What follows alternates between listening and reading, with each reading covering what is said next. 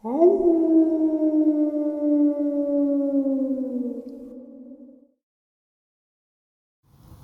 greetings and salutations, everyone. Welcome back to tonight's second half. Before we jump into it, a couple links. As you know, I rely on Patreon, PayPal, and the merch to help the channel to continue to grow and go. Links to Patreon and PayPal are in the description below. The merch is displayed directly under the video. Also, Dogman Frightening Encounters, Volume 1 through 3, the audiobook versions. They were written and researched by Tom Lyons, narrated and produced by me, Jeff Nadolny. Those audiobooks are available on Audible, Amazon, and iTunes, links to which are also in the description as well. And finally, last but definitely not least, if you'd really like to help support this channel to continue to grow and go, simply subscribe. It does not cost a cent. Click that like button, takes half a second. If you don't want to miss out on any of the informative uploads I put out daily, click that bell icon, and folks, please leave a comment. Why? Well, because all these things, they really do help this channel to continue to grow and go, and they definitely do matter. Now, everyone, I have taken far too much of your time. Let's jump in to tonight's second half, shall we? This first part of the upload is a very interesting and very frightening confirmation to me that the Dogman is actually hunting us. This article was from a medical journal, and I will actually put the link to the journal in the description. That way you guys can see the pictures, because they are too gruesome for my channel. And please don't email me for the pictures, because I don't have them. Follow the link and you'll be able to see them, okay? Now, interestingly enough, the reason why I feel this is a Dogman attack is because a couple of things. Once you see the photos and once you hear the article, but interestingly enough, the location, state, county, anything was left out purposely. I believe that it was a Dogman attack. It was in a medical journal, like I said. And I believe that the government allowed the medical journal to talk about this case because there are numerous cases, new ones especially this day and age, coming to the hospitals. So let's get the doctors ready for these events. Just give it a listen and you'll see what I mean. A 30-year-old female patient presented to the emergency department after a vicious animal attack. The patient was in excruciating pain after she was attacked by an unknown animal. In addition to this, the patient endured significant wounds to her left leg, forearm, shoulder, back, ear, and face associated with skin, tissue, and muscle damage. For further evaluation, she was prescribed imaging, including rabies vaccination, antibiotics, and a tetanus booster. The imaging showed no signs of fracture. The wound was thoroughly evaluated by a trauma team. Similarly, considering the nature, size, and contamination of the wounds, a multidisciplinary intervention with plastic surgery was indicated. The wound on the patient's leg measured to be 15 centimeters in height, 12 centimeters in width. The wound had an extensive skin and subcutaneous tissue and muscle involvement, including soleus, fibraris longus, and gastrocnemius. Although the patient did not show any signs of vascular injury and had a full range of motion with sensation intact, the patient was told to continue the antibiotics. Compressive wraps were placed and the leg was splinted to prevent contracture. The patient returned to the OR 4 days after the procedure, and her lower extremity was irrigated with betadine and a DRT, dermal regeneration template, was placed. On follow-up, the DRT showed excellent take with no signs of infection, seroma, or hematoma. In addition, a meshed splint thickness skin graft was stapled in place. Moreover, the patient regularly visited the outpatient clinic for follow-ups for several months, and the splint thickness skin graft was seen to have 100% take. Similarly, a donor site showed appropriate healing. Now, when you do follow the link, these wounds are gruesome, so those of you who have weak stomachs, don't check it out. Just trust me on that. But for those of you who do, once you see it, once you hear what I just shared with you, and think about why this medical journal was allowed to share this, but didn't include the state or county or anything, it's almost like it was a prep for what is to come, what the doctors and specialists are to expect. Like the government says, all right, these things are, 2021 was a savage year for attacks. Let's get the doctors ready. Today's second part of the upload. It's worth mentioning, in the United States Infantry, Army, P is a police officer. Both have been in firefights and keep calm. We are freaked out. My heart is racing just thinking about this. Before I start sharing this, just so you know, before last night I've had 0 encounters with paranormal, cryptids, or anything of the sort. They interest me as stories and such, but I never put too much stock into them. 2 nights ago, myself and my friend P were out hunting in my timber in Illinois. It's a large area with miles of woods and fields surrounding it. There isn't a town for about 10 or 15 minutes, depending on which direction you go. Anyway, we're out last night at sunset, and a bit beyond that when we start to get this weird feeling.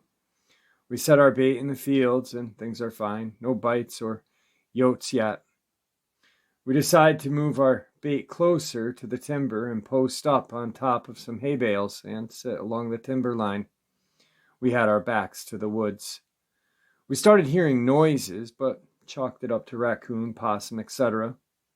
We also saw some deer right before we set up. We started to hear this weird whistling sound coming from off in the distance.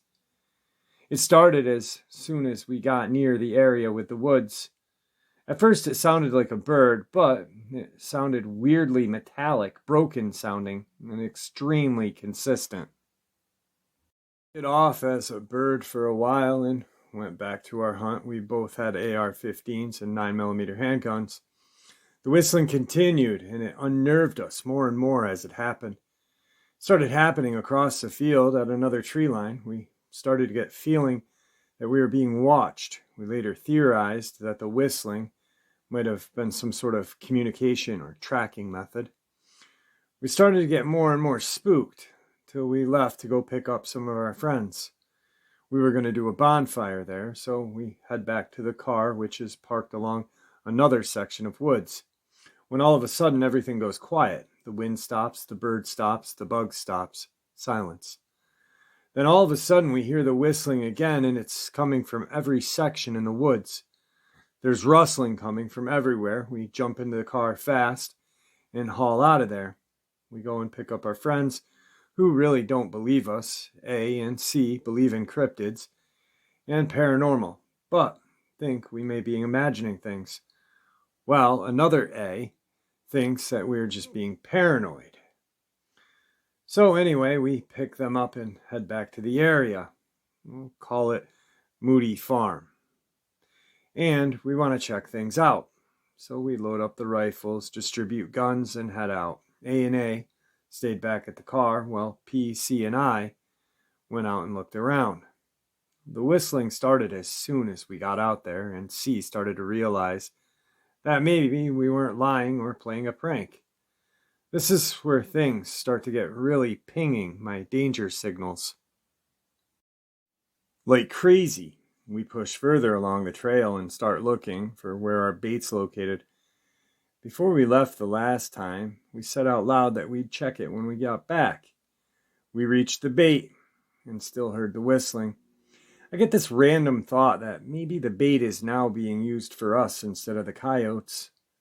C sees the eyes this time as well and starts to freak out a bit. We pushed further in, and we hear this strange noise. I called for a halt. P and I set up a good perimeter, as best as we could, instructing C to watch the flank. I call out to the woods, instructing whoever's out there to come out, that they're on private property. I'm armed and I will shoot if I feel threatened. Suddenly P yells out, "What is that thing?" I snap over to look and I see this blur of movement from behind the hay bales. It was covered in shadows and I couldn't see it super clear, but to me it seemed as if it was 8 or 9 feet tall, trying to hunch over to around 6, and it was moving very fast. I yell out for everyone to move and I pop 3 shots off at it in my rifle. At first we're moving swiftly, but at ready high. We have P out in front with C in the middle. P is watching the woods while C is trying to cover the bean field. I'm watching flank. We're trying to get back to the group. I catch another blur and pop another 3 shots, trying to lay down some suppressed fire to whatever that thing is out there and following us. The whistles start to ring out loud now, and I hear a large cracking noise from the woods. I give the order to run. We start running in the same marching order, P, C, myself.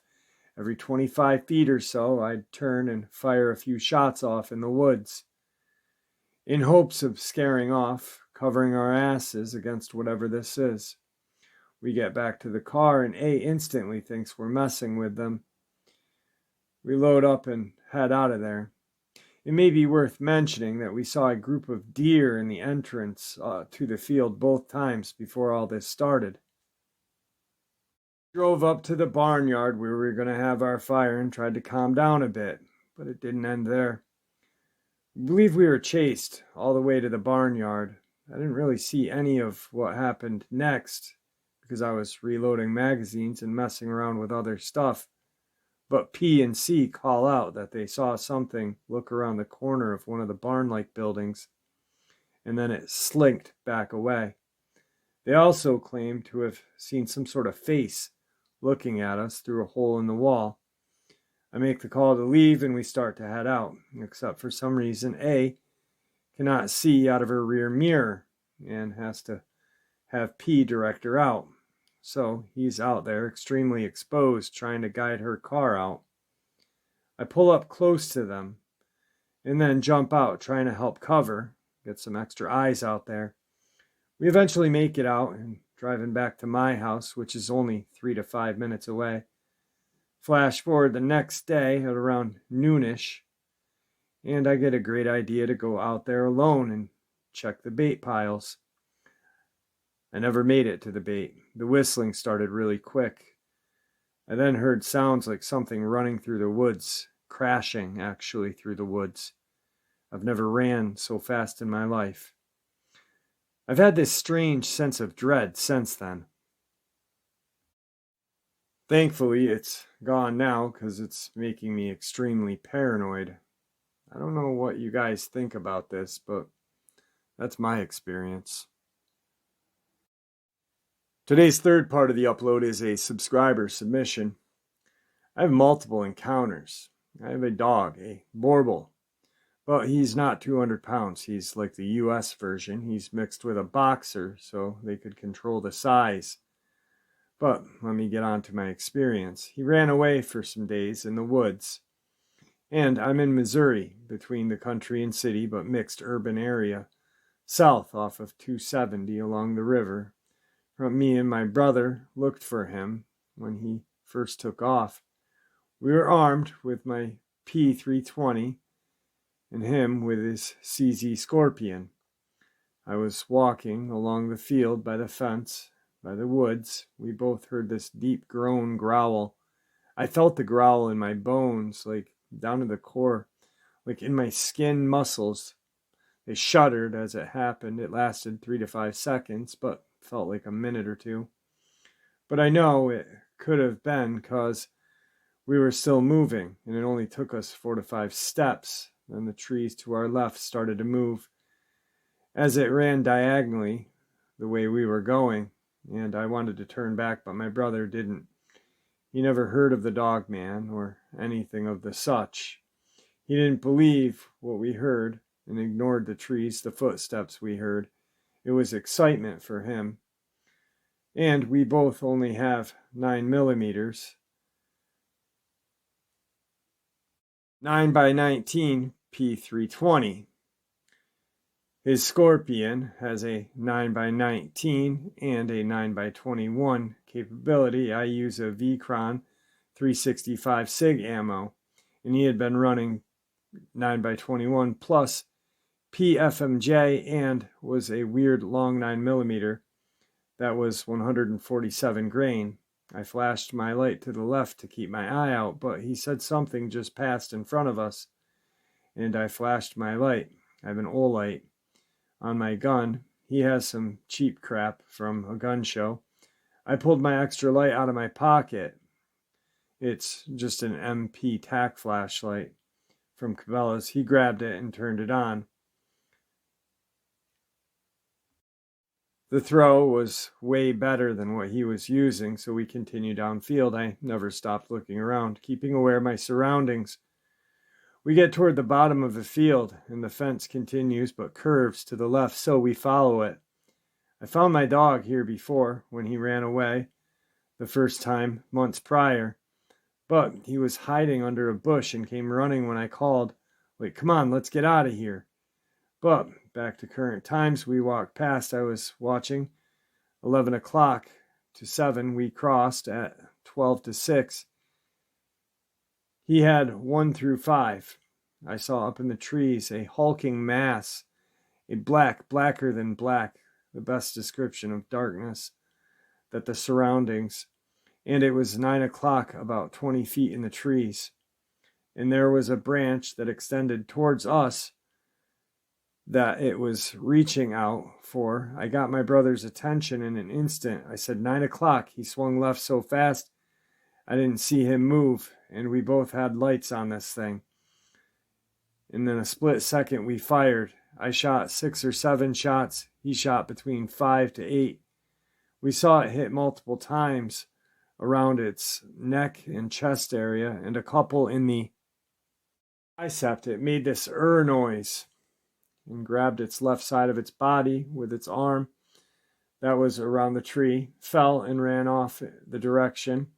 If we were at 9, it ran 11 or 12 deeper into the woods. We immediately footed back home in like 10 minutes, cleared our guns, and reloaded. I was so shell-shocked I couldn't believe what happened, but ever since then, after my dog came back, I take him out at night between 1 and 3. I've seen something watching him and me with an orangish red glowing eyes. One time, it was a second pair of eyes lower, while the other ones was on him. I noticed them really low, moving towards us, and called my dog's name Loki. The thing looked at me, and I reached in my jacket for my pistol.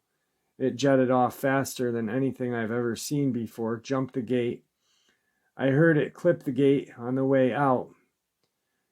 Ever since then, I told my fiance not to take him out at night. I'd do it. And why? And she laughed and shrugged it off.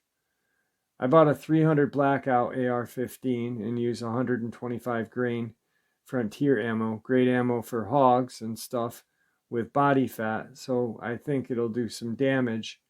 But she took the dog out one time when I was on the toilet at like 11 or 12, and I didn't know it.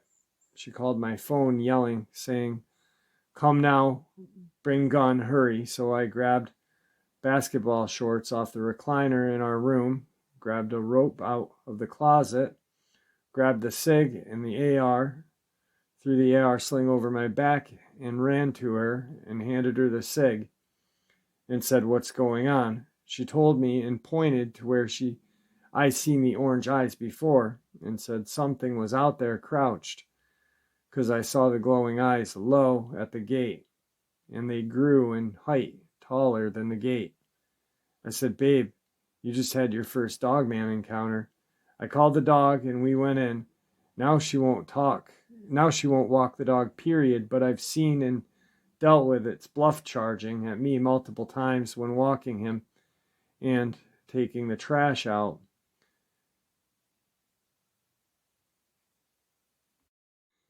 Today's fourth part of the upload is a subscriber submission. I've not talked about this experience for quite some time, but first, I live less than a half a mile away from a lady who was killed in Durango, Colorado, and I've lived here in the Four Corners for most of my life. This is a supernatural element to this place, cursed. The ancient ones built multiple ancient cities all over this area, like Chaco Canyon, massive complex, and Mesa Verde. As a kid, my parents bought some property on Ruins Road. It's close to the Aztec ruins. It's another Anasazi complex, and these ancient ones just mysteriously disappeared in the past. My parents got 2 acres east of the ruins and moved us in when I was just about to turn 15 years old. It's a beautiful place, beautiful piece of land right next to the river, but the place gives me an uneasy feeling, even after all of these years. When we got settled in, I made friends with most of the neighborhood kids my age. There were 2 girls that lived west of me, and I didn't have a problem sneaking out at night to see Laura. She was the same age as me, and we both had a little crush on each other. So, me being the one who would head out at night to sneak into her room, it was no problem for me to walk down the Ruins Road at night. After a couple weeks of this, I had one of the most terrifying experiences of my life. It was about midnight, and Laura had to go with her parents in the morning, so I was going to head home so she could get some rest. I started back on the trails to Ruins Road, and I heard something moving throughout the cedar trees. I stopped and looked around to try to see what was making these noises. When I stopped, the noises stopped, but every time I started walking, I would hear the same noise coming from behind me. I hastily made my way to the road. For some reason, I figured I would get away from whatever was following me once I made it to the road. It was a very dark night, but the moon was out, and when the clouds would clear, the night would lighten up good enough to see what was behind me.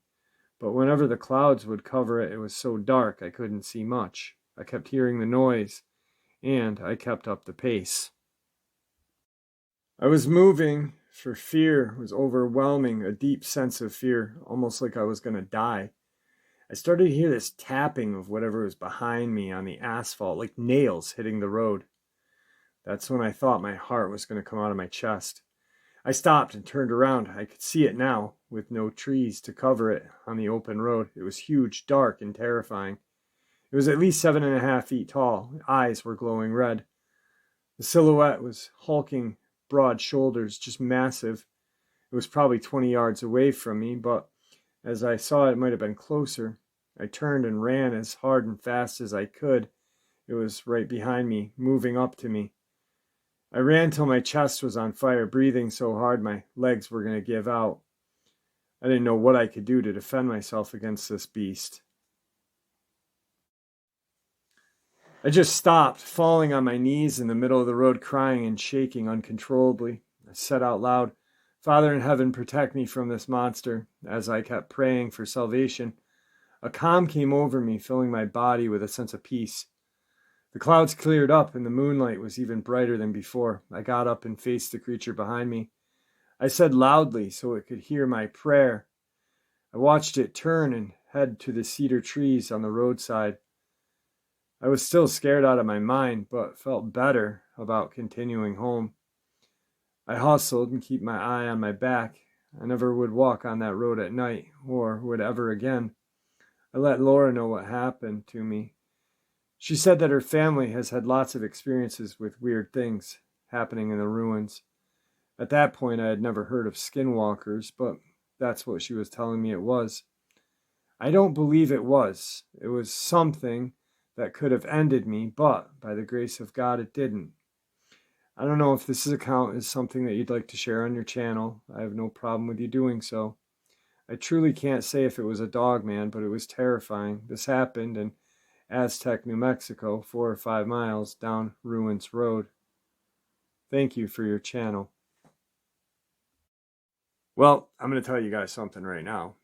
The first guy that emailed me the encounter and this guy, gosh darn it, I'm emailing them and saying, hey, you want to come on the channel and share your encounters?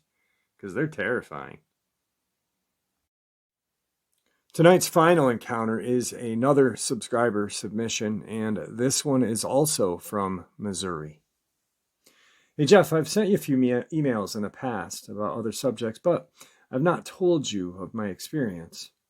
In the spring of 1981, my husband and I went on an overnight float trip on a Monday in Bourbon, Missouri, on the upper Merrimack River. We got out on the river by Joe from Joe's Canoe Rentals. He was to meet us at around 3 p.m. the next afternoon at our pickup point. We camped for the night at the mouth of this cave that was up a wooded hill. Many people used the cave for camping, as was advised. In front of the actual cave entrance was a large stone overhang and stone walls, a large area where people could camp and be out of the rain, so we went to sleep at around 1 in the morning. I was woken by the sound of a large man breathing, and it was coming from inside of the cave. I woke my husband, and he heard it as well. We then heard grunting sounds and sounds of a creature moving around, as if it was getting comfortable. We could hear its fur rub on the side of the wall of the cave. Each time it moved like this, a group of bats would fly out. My husband remembers aggressive sounds and stompings, where he says the ground under him would shake as if it was stomped on. I don't remember that part, but I was distracted by trying to get my legs to stop shaking, as they were shaking so badly and making noise inside of my sleeping bag. I was afraid the noise would draw the creature out. At the time, we assumed it was a bear. My husband told me there was a cliff on the outside wall, but he didn't think I could climb up to it. I climbed it. I'm not athletic, and it was a real rock wall climbing, having to find finger and toe holes. It was up about 10 feet and over 5 feet to get over the cliff. We climbed on it, our feet overhanging the trees on the hill until daylight. I then stayed on the cliff and watched the opening of the cave as my husband packed our stuff up and we left. The rest of the float trip that day was horrible, as the river was narrow and there were tall reeds on each side. I was afraid something was going to come out of those reeds and grab us. We finally met up with Joe and we asked him if there were any bears in Missouri. The Department of Conservation had said at the time there were no bear in Missouri. Joe said, yeah, and we said, well, we had one in the cave last night. What he said next was strange. He said, oh, they're just little honey bears, not much bigger than a good-sized dog. He said, Kansas didn't have any turkeys, and we don't have any bears, so we gave them some turkeys, and they gave us some bears. I now wonder if he just said that all because he knew something was out there and didn't want word to get out that may affect his business. There weren't supposed to have been any bears in Missouri at that time, but we all know how it goes. Most likely there was, but I mostly wonder about my husband hearing aggressive sounds and stompings that shook the ground underneath him. Would a bear be big enough to do that? It doesn't seem likely to me. So we don't know what we had in that cave that night. What do you think? All right, folks, I hope you all enjoyed tonight's second half as much as I enjoyed sharing it with you. I'd like to thank you all for your support. Your support is what makes this channel so special and what continues to make it grow and go. Guys, please stay safe, happy, healthy, and ever vigilant, keeping an eye on your children, your pets, your family, and friends. Share a little bit of information that we share each day with each other. That info might keep them safe someday. God bless you all.